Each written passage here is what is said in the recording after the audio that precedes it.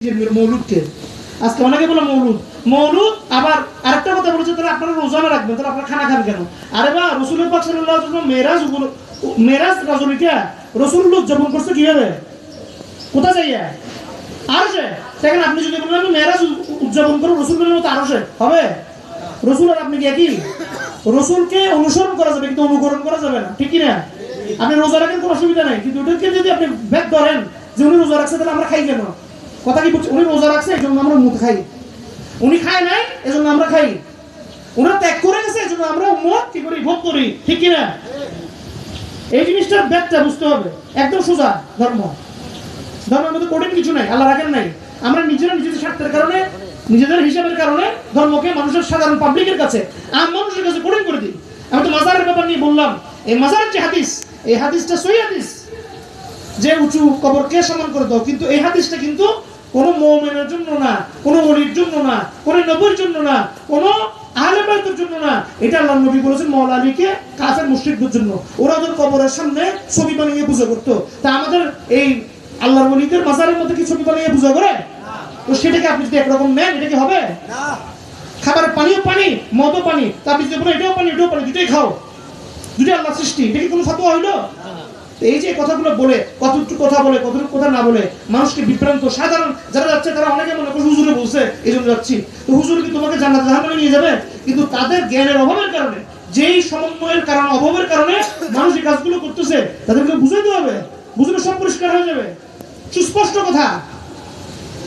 কত ধরনের ফিতনা আমরা নিজেরা, আমরা যারা আল্লাহর জ্ঞানে জ্ঞানী, নবী পাকের জ্ঞানে জ্ঞানী, আল্লাহর জ্ঞানী, কোরআন পাকের জ্ঞানী, বলছে মিলাদ শরীফ নাই। কে বলছে মিলাদ শরীফ নাই? কোথায় পেয়েছে মিলাদ শরীফ নাই? কোথাও দেখাতে পারবা মিলাদ নাই বলছে আল্লাহ? আল্লাহ নবী পাক দুনিয়াতে পাঠানোর আগে নবী পাককে নিয়ে আল্লাহ তার ফেরেশতারা কি করতেছে? ওনার দৌড় করতেছে। আর কি চাও?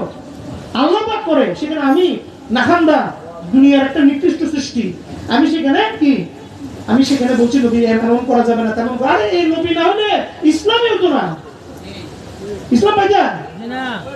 সবাই তো মুশরিকের মতো ছিল। ঈসা নবীরে কি আল্লাহর পুত্র বলেছিল? আমার নবী মুহাম্মদ রাসূলুল্লাহ কি তাকে নিজে আল্লাহর পুত্র বলেছে?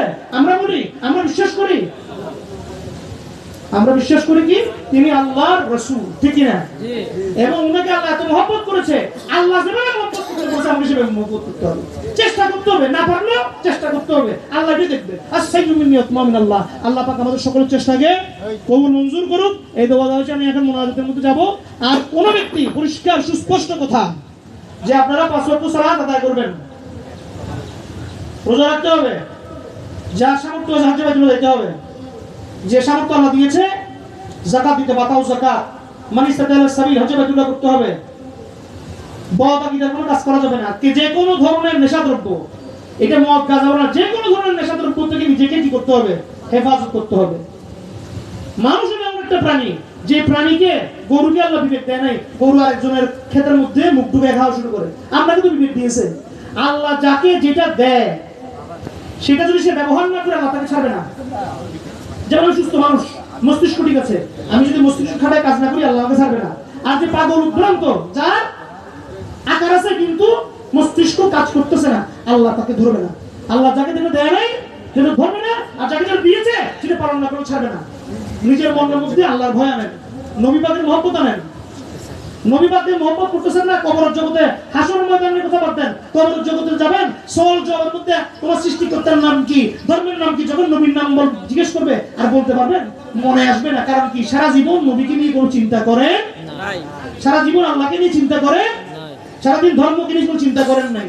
আমাদেরকে সুন্দর স্বাধীন চেতা হইতে হবে, সুন্দরভাবে নিজেদের যেগুলো কোরআন হাদিস অনুযায়ী বিশ্বাস, সেগুলো আরেকটা ভাই যদি পথভ্রষ্ট পথে হাঁটে তাকে গালমন্দ করে তো কোনো লাভ হবে না। তাকে আপনি সুন্দর করে হেদায়েতের দিকে উদু ইলা সাবিল রাব্বিকা বিল হিকমা ওয়া মাউইযাতুল হাসানা, আল্লাহর দিকে আহ্বান করেন সুন্দরভাবে। আর মাইজবান্ডা শরীফ না, যে কোনো পীরের দরবারে, যে কোনো ওলির দরবারে, আর আল্লাহর সৃষ্টি বান্দা, আল্লাহ কি বান্দার সমস্ত আশা কি পূরণ করে? করে? কারো আশা কি পূরণ করে? তাহলে আপনি কেন চিন্তা করুন আপনি মাইজবান্ডা শরীফ গেলে আপনার সব আশা পূরণ হইব? আশা একটু বেশ কম হইলে তখন আর বান্দারি ভালো লাগে না। আশা 100টার মধ্যে 98টা যে পূরণ হয়েছে সেটাই কিন্তু শুকরিয়া নাই।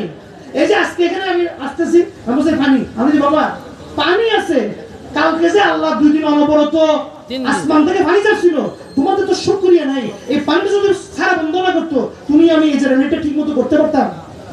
আল্লাহ পাক এত সুন্দর সুযোগ করে দিয়েছে। আজকে কিন্তু আবহাওয়া অধিদপ্তরের রিপোর্ট কিন্তু আজকেও বৃষ্টি হবে সারাদিন, দেখেন হয়েছে।